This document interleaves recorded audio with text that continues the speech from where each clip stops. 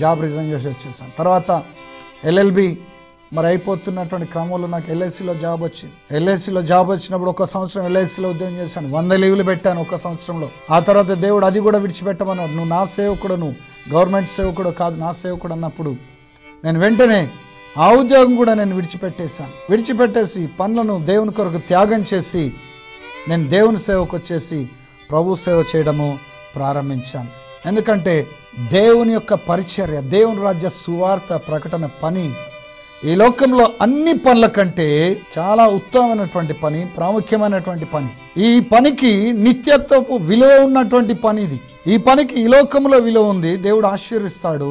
ఈ పని మూలాన్ని పరలోకంలో కూడా గొప్ప ఘనత మనకు కలుగుతుంది. కనుక ఉత్తమమైనటువంటి పని మనము చేపట్టాలి, పనులను మనము త్యాగం చేయాలి. తర్వాత 61వ వచనంలో మనం చూసినట్లయితే, మరి ఒకడు ప్రభువా నీ వెంట వచ్చేదను గాని నా ఇంటనున్న వారి యొద్ద సెలవు తీసుకొని వచ్చటకు మొదట నాకు సెలవిమ్మని అడగగా యేసు నాగటి మీద చేయి పెట్టి వెనక తట్టు చూచువాడెవడును దేవుని రాజ్యమునకు పాత్రుడు కాడని వానితో చెప్పాను. హల్లెలూయా. ఇంకొక యవనస్తుడు వచ్చి, ప్రభువా నీ వెంట వస్తాను కానీ ముందు నా ఇంట ఉన్న వారి యొద్ద నేను సెలవు తీసుకొని వారు పర్మిషన్ తీసుకొని వచ్చి నేను వెంబడిస్తాను అంటున్నాడు. అంటే ఇతని ఉద్దేశం ఏంటంటే, వారు తన భార్య కావచ్చు, పిల్లలే కావచ్చు, అన్నదమ్ములే కావచ్చు, అక్కచెల్లెలే కావచ్చు, తల్లిదండ్రులే కావచ్చు, వారి పర్మిషన్ కావాలట. పోనాయన యేసుప్రభు వెంట వెళ్ళు అంటే వెళ్తాడట, వారు వద్దు అంటే ఊరుకుంటాడు. ఇతని మాట యొక్క అర్థం ఇదే, వారి సెలవు కావాలి, వారి సెలవు దగ్గర సెలవు తీసుకొని వచ్చి నేను వెంబడిస్తాను అంటున్నాను.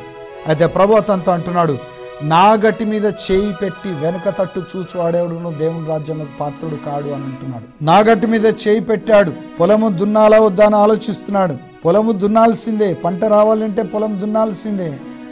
దానికి ఆ పొలం పంటతోటే నీ కుటుంబం, తల్లి తండ్రి అన్నదమ్ములు అక్కచెల్లెలు భార్య పిల్లలు అందరూ బ్రతుకుతారు. కాబట్టి వెనుక తట్టు చూడాల్సిన అవసరం లేదు. అదే రీతిగా నేను దేవుని పరిచయం చేయాలి, యేసు ప్రభు పరిచయం చేయాలి అన్నప్పుడు నీ ఇంటి వారి కంటే కూడా పెద్ద అయినటువంటి యేసు ప్రభు ఆయన పని నువ్వు చేస్తున్నప్పుడు నువ్వు వెనక తట్టు చూడాల్సిన అవసరం లేదు, ఎవరి పర్మిషన్ అవసరం లేదు. నీవు దేవుని సేవకు నీ జీవితమును సమర్పించుకొని నువ్వు సేవ చేస్తున్నట్లయితే నీ మూలాన నీ తల్లిదండ్రులకు ఆశీర్వాదము, నీ భార్య పిల్లలకు ఆశీర్వాదము, నీ అన్నదమ్ములకు అక్కచెల్లెలకు ఆశీర్వాదము, నీ మూలమున నీ కుటుంబంలో అందరికీ ఆశీర్వాదము. దేవుని పరిచర్య కొరకు నేను కొత్తగా సమర్పించుకున్న వచ్చిన దినాల్లో దేవుడు ఒక విషయం నాకు బయలుపరిచాడు. కుటుంబంలో ఒకరు సేవకు సమర్పించుకొని వారు దేవుని సేవ చేస్తుంటే వారి మూలమున కుటుంబంలో అందరికీ ఆశీర్వాదము, వారి మూలమున కుటుంబంలో అందరికీ క్షేమము. కనుక నువ్వు చేసే పని చాలా ఉత్తమమైంది. కనుక ఈ పని కొరకు నీ ప్రియమైనటువంటి వారిని కూడా త్యాగం చేయాలి. ప్రభు యొక్క సేవ నువ్వు చేయాలంటే ఈ విధంగా నువ్వు సమర్పించుకోవాలి. నీ సుఖం త్యాగం చేయాలి, నీ పనులను త్యాగం చేయాలి, నీకు ప్రియమైన వారిని కూడా త్యాగం చేయాలి. హల్లెలూయా. ఆఖరిగా ఇంకొక యవనస్తుడు మత్తయి సువార్త 19వ అధ్యాయంలో చూసినట్లయితే 19వ అధ్యాయము 16వ వచనం నుండి 22వ వచనం వరకు చూసినట్లయితే ఇక్కడ ఒక యవనస్తుడు ఉన్నాడు. ఇక్కడ యవనస్తుడు వచ్చేసి ప్రభు దగ్గరకు వచ్చి, బోధకుడా నేను నిత్యజీవం పొందుట కొరకు నేను ఏ మంచి కార్యం చేయాలి అని అడుగుతున్నాడు. అందుకని మంచి కార్యం గురించి నన్ను ఎందుకు అడుగుతున్నావు, మంచివాడు ఒక్కడే. హల్లెలూయా. మంచి కార్యాన్ని గురించి నువ్వు నన్ను ఎందుకు అడుగుతున్నావు, మంచివాడు ఒక్కడే, దేవుడు ఒక్కడే మంచివాడు. ఆయనను వెంబడించడం కంటే మంచి కార్యం ఇంకొకటి ఏదీ లేదు. హల్లెలూయా. ఆ మాటలోని అర్థము అతనికి మరి అర్థం కాలేదు. జీవములో ప్రవేశించగోరితే నువ్వు ఆజ్ఞలు గైకొను అని చెప్పాడు.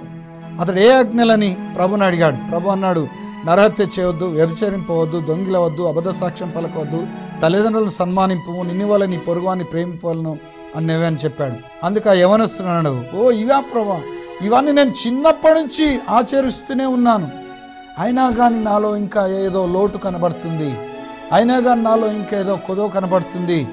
ఏంటి అంటే ప్రభువు అతనిలో లోటు ఉన్నదేదో అతనికి చెప్పాడు. ఏమన్నాడంటే 21వ వచనంలో యేసు ప్రభుత్వంతో అంటున్నాడు, అందుకు యేసు, నీవు పరిపూర్ణుడ ఒకటకు కోరినేడలా పోయి నీ ఆస్తిని అమ్మి బీదలకిమ్ము, అప్పుడు పరలోకమందు నీకు ధనము కలుగును, నీవు వచ్చి నన్ను వెంబడించమని అతనితో చెప్పాను. అయితే ఆ యవనుడు మిగులు ఆస్తి గలవాడు గనుక ఆ మాట విని వ్యసనపడుచు వెళ్ళిపోయాను. హల్లెలూయా. ప్రభు చెప్పినటువంటి ఈ మాటలో అర్థం ఏమనగా, నువ్వు ప్రభుని వెంబడించాలంటే నీ ధనమును నీ ఆస్తిని కూడా నువ్వు త్యాగం చేయాలి.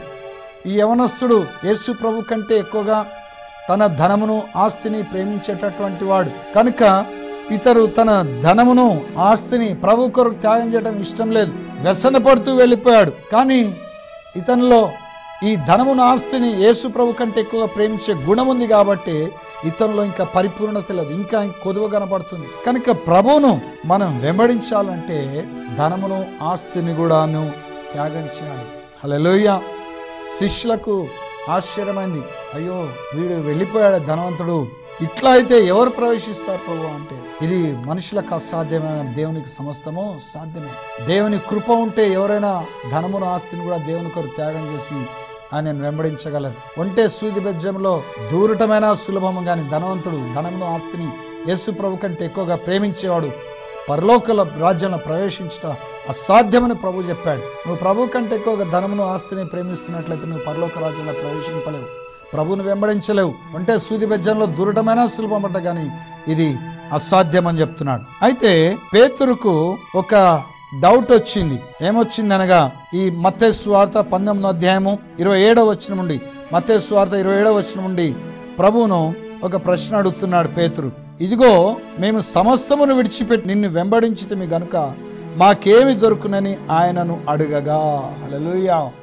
పేతురు ప్రభువును అడుగుతున్నాడు, ప్రభువా మేము నీ కొరకు మా సుఖమును త్యాగం చేశాం, మా పనులను త్యాగం చేశాం, ప్రియమైన వారిని మా కుటుంబీకులను త్యాగం చేశాం, మా ధనమును ఆస్తిని త్యాగం చేశాం, అయితే మాకేం దొరుకుతుంది అని పేతురు ప్రభువుని అడిగాడు. సమస్తం విడిచిపెట్టి నిన్ను వెంబడిస్తున్నా, మాకేం దొరుకుతుంది అన్నాడు. ప్రభు అప్పుడు ఇచ్చిన జవాబు మత్తయి సువార్త 19వ అధ్యాయము 28వ వచనం మనం చూసినట్లయితే యేసు వారితో ఇట్లనను, ప్రపంచ పునర్జననమందు మనుష్య కుమారుడు తన మహిమ గల సింహాసనం మీద ఆసీనుడై ఉండినప్పుడు నన్ను వెంబడించిన మీరు 12 సింహాసనాల మీద ఆసీనుల ఇశ్రాయేలు 12 గోత్రముల వారికి తీర్పు తీర్చుదురు. నా నామం నిమిత్తము అన్నదమ్ములనైనను అక్క చెల్లెండ్రనైనను తండ్రినైనను తల్లినైనను పిల్లలనైనను భూములనైనను ఇండ్లనైనను విడిచిపెట్టిన ప్రతివాడును 100 రెట్లు పొందును. ఇదిగాక నిత్య జీవమును స్వతంత్రించుకొనును. మొదటివారు అనేకులు కడపటివారు అగుదురు, కడపటివారు మొదటివారు అగుదురు అని ప్రభు వారికి సెలవిచ్చాడు. హల్లెలూయా. సమస్తం వెంబడించి విడిచిపెట్టినటువంటి మీకు ఏం దొరుకుతుందనగా, ప్రపంచ పునర్జననమందు అనగా ఇంకా కొన్ని దినాల్లో ఈ భూమి ఆకాశములు గతించిపోనున్నాయి. గతించిపోయిన తర్వాత క్రొత్త భూమి క్రొత్త ఆకాశం వస్తుంది. దేవుని వాక్య ప్రకారము క్రొత్త భూమి క్రొత్త ఆకాశం వచ్చినప్పుడు దాన్నే ప్రపంచ పునర్జననము అన్నాడు. యేసు ప్రభు తన మహిమగల సింహాసనం మీద ఆసీనుడైనప్పుడు నన్ను వెంబడించినటువంటి మీరు ఇశ్రాయేలు కూడా 12 సింహాసనాల మీద మీరు ఆసీనులై ఇశ్రాయేలు 12 గోత్రముల వారికి మీరు తీర్పు తీరుస్తారు. హల్లెలూయా.